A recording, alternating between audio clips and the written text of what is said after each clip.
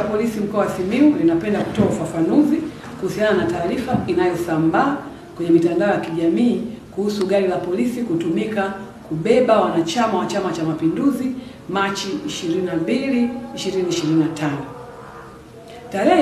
Tarehe 22 Machi 25, gari la polisi lenye namba PT 4342 iliyokuwa ikitokea wilaya Itilima kwenda Bariadi ambapo ni makao makuu ya mkoa wa Simiyu kwa kazi maalum.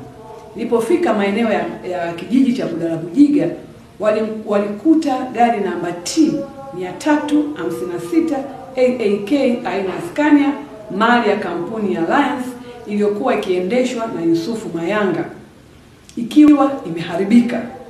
Hivyo dereva wa gari la polisi alisimamisha gari ili kujua wananchi hao walikuwa na tatizo gani.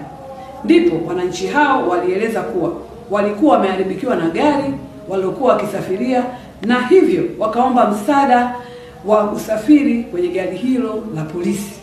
Kwa mazingira hayo, jeshi la polisi lilipaswa kufanya hivyo ili kutekeleza wajibu wake wa kisheria wa kulinda usalama wa raia na mali zao bila kujali itikadi ya chama chochote cha siasa.